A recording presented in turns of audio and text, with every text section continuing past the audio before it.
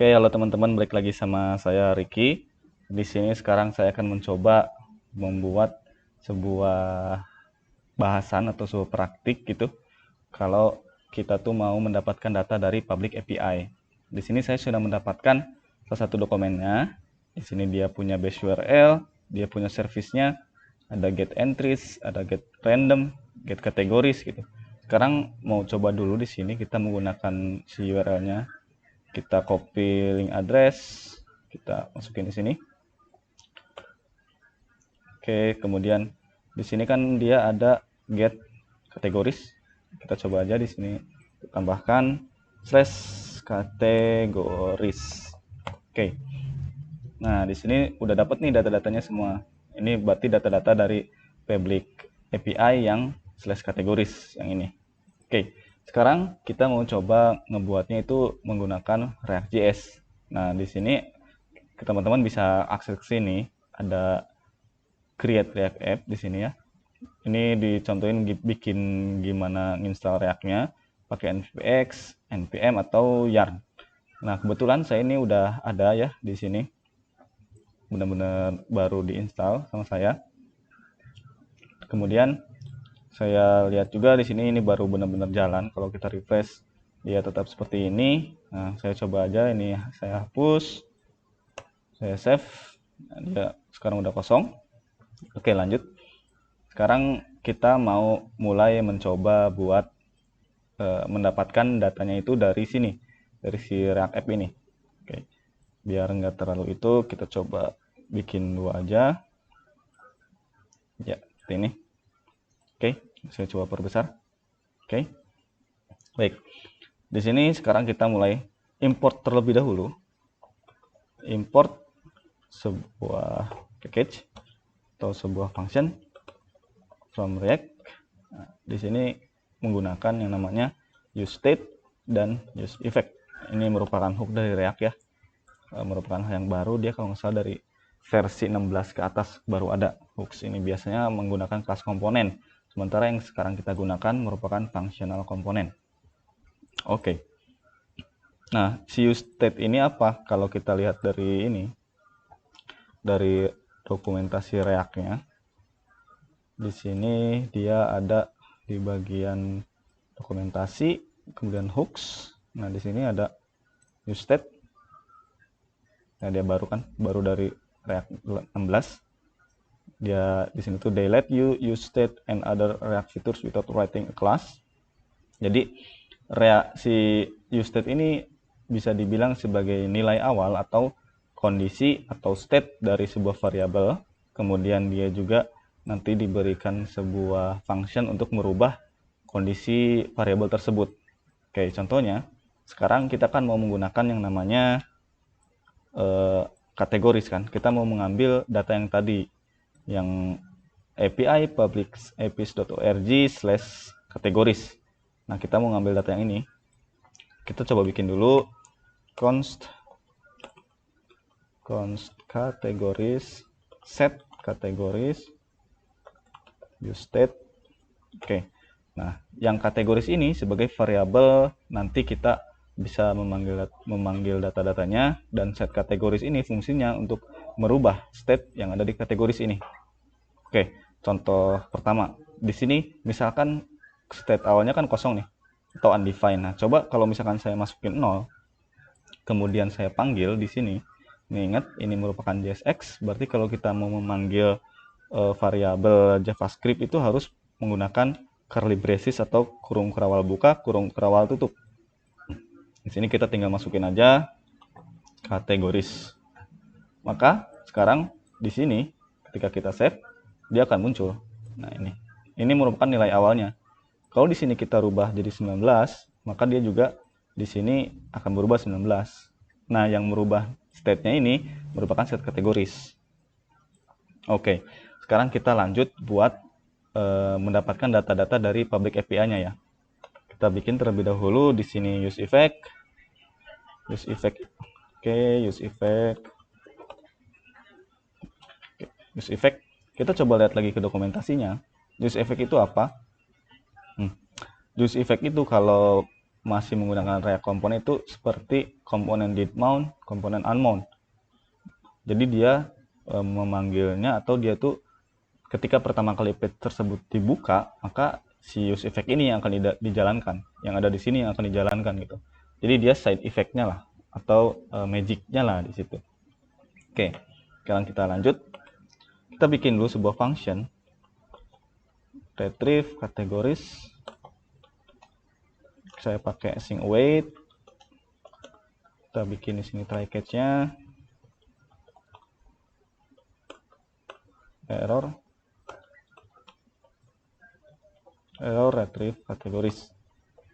Nah, yang ini string ini saya bikin supaya sebagai penanda aja sih. Jadi ketika nanti di konsol di sini, di konsol ini ada sebuah error berupa retrieve categories, berarti saya tahu kalau error tersebut datangnya dari sini, dari function ini.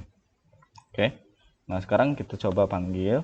Kita bikin dulu variabel const response await Axios. Oh iya, kita belum install Axios-nya ya.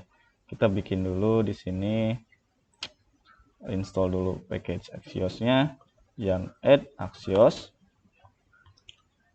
Oke, kita tunggu dulu sambil menunggu Axios ini beres di install ya.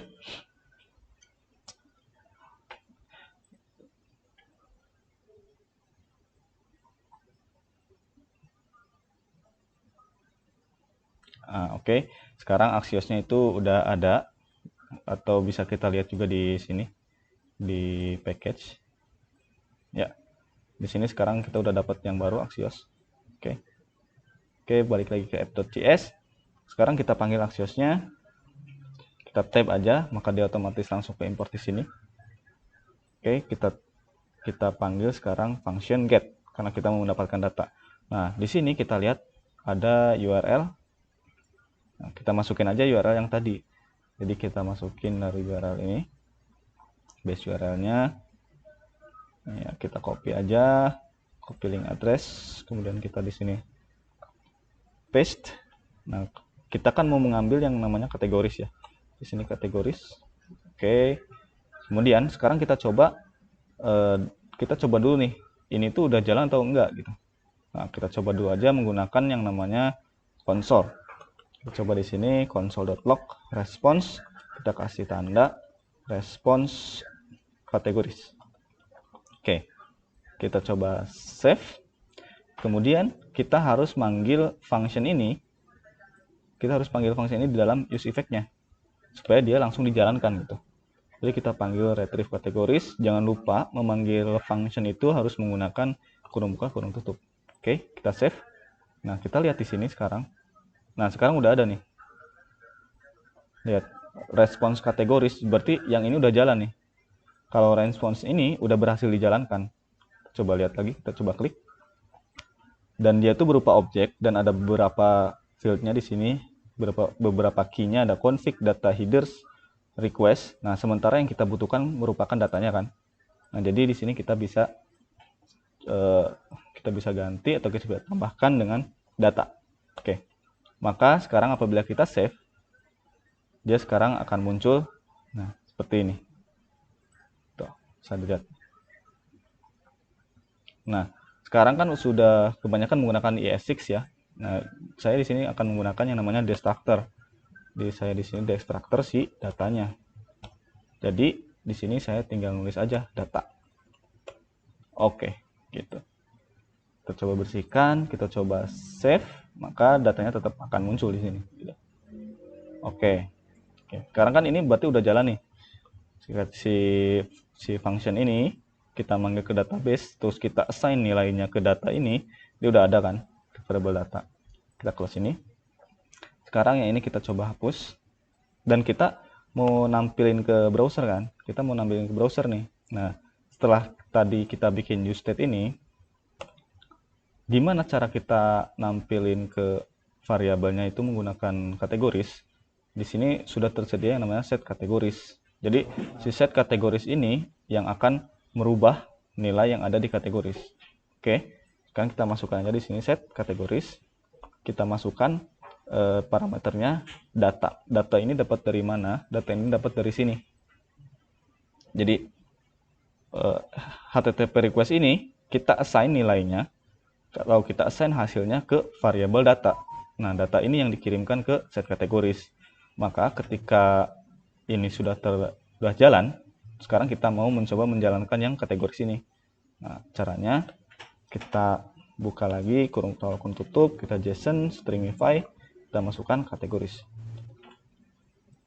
Kita save. Nah, sekarang maka dia akan sudah muncul di sini.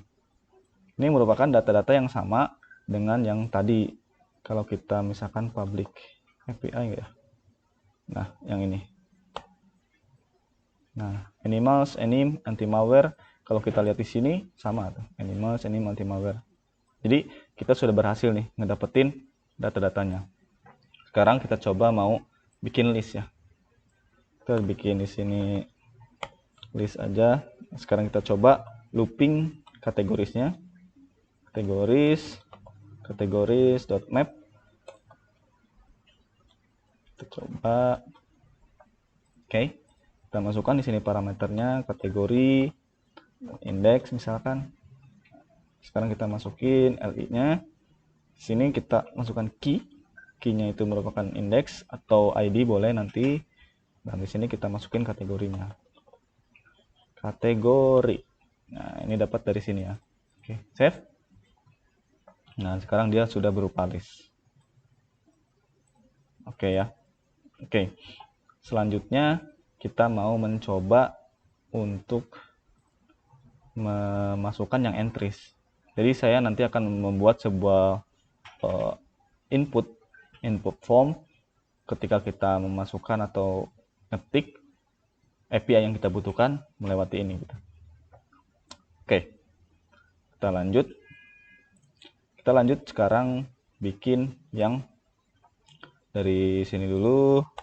Kita bikin dulu scan h1 search API.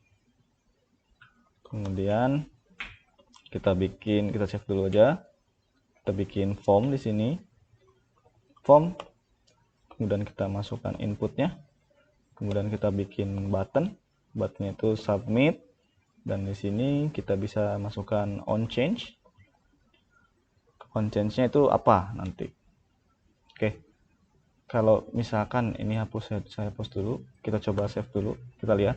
Nah, rencananya adalah ketika kita memasukkan kata di sini, kemudian kita submit, maka akan muncul data-data dari API yang kita inginkan. Nih. Sekarang kita coba bikin handle-nya dulu. Kita bikin sebuah function handle change. Dia punya sebuah parameter. Kemudian di sini kita coba konsol dulu aja. Console log target event. Kemudian kita masukkan handle change tersebut di sini di input. On change handle change. Jadi ini tuh perintahnya ketika ada perubahan yang terjadi di input di form yang ini, maka dia akan memasukkan yang ini nih, e.target.event. Kita konsol terlebih dahulu. Kita lihat sini. Kalau kita coba ketik di sini,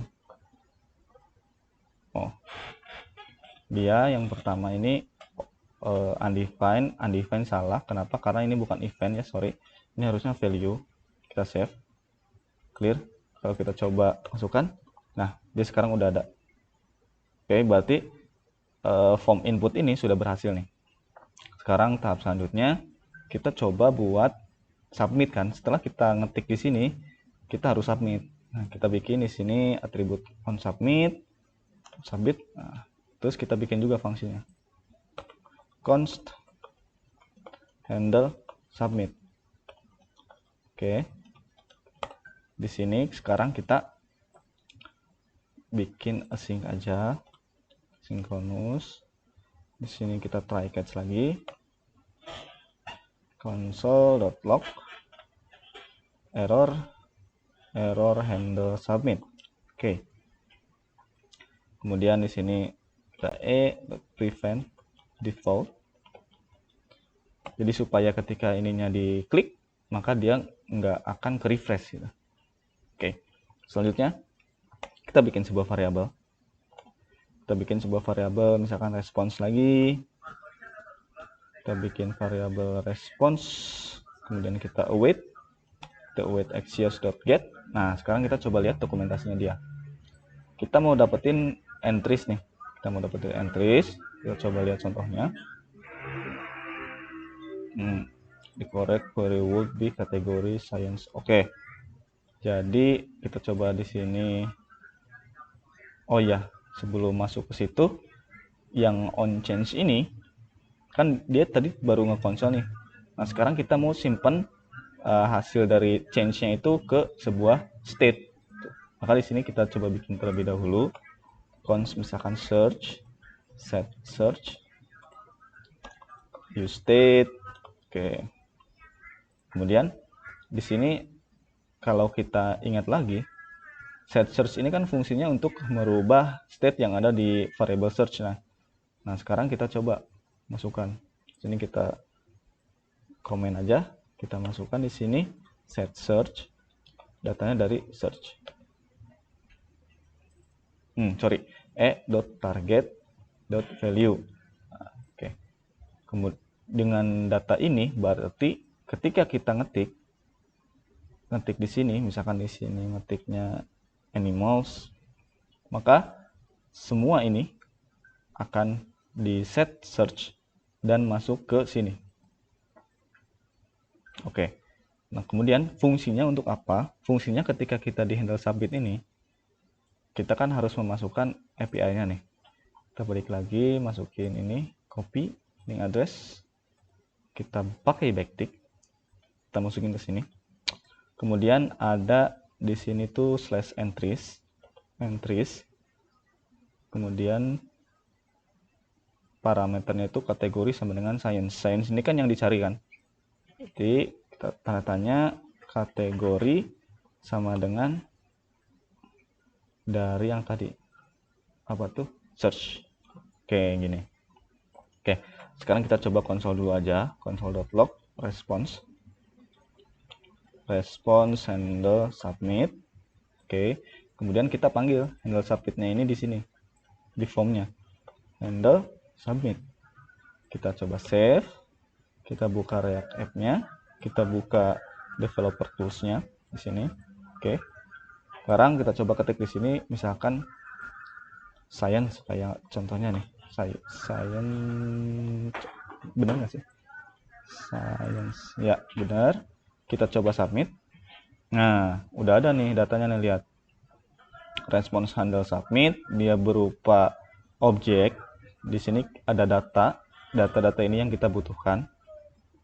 Tuh lihat, data-datanya tuh ada 28, entries-nya ada ini. Nah, sekarang kita coba panggil aja ke sini. Jadi caranya sama, kita destructor aja. Ini berarti kita destructor nih, jadi data. Yang ininya data. Nah, kemudian data-data ini mau kita simpan di mana gitu pertanyaannya. Nah, kita bikin lagi state baru. Misalkan kita bikin const data search. Misalkan gini ya, kita bikin lagi set data search. Ini. Nah, seperti ini. Jadi ketika udah dapat hasilnya nih, kita si datanya ini udah dapat hasilnya, kita simpan di sini set data search, masukin variabel yang data gitu. Jadi sekarang di variabel yang data search ini dia udah ada data-data yang ketika nanti diklik, ketika nanti kita cari gitu. Kita coba save dulu, kita coba tampilin ya di sini di bawah formnya. Kita coba komen aja dulu kali ya biar agak bersih. Terus kita tampilin di sini JSON stringify data search. Coba save, dia ngasih error enggak? Oke, aman. Sekarang kita coba cari kayak tadi misalkan science, kita coba cari, kita coba submit. Nah, sekarang dia data-datanya udah muncul. Tuh, semua data-datanya muncul dari entries gitu-gitu ya, udah muncul semua data-datanya kan. Oke, sekarang biar agak lebih rapi, Sekarang kita coba looping aja. Kita coba loopingnya itu kita bikin lagi. Terus kita masukin data search-nya. Data search.map data, indeksnya. Oke. Nah, ini kita lihat bedanya ya. Tadi kan saya langsung pakai kurung buka kurung tutup nih.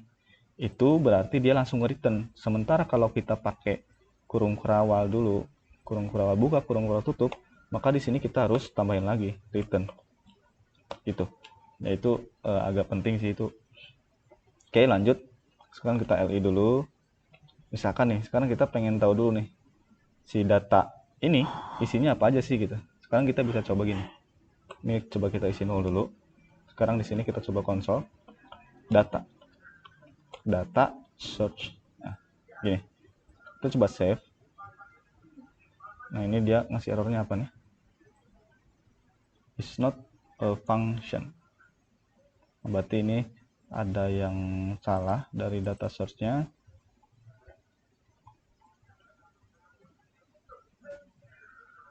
Oke. Kita coba ini matiin dulu. Kita coba save dulu. Kalau dia ini bentar, kita coba cek lagi data search JSON stringify data search, dia ada enggak? Kita coba cek ini mouse enter, dia ada ya, dia berupa objek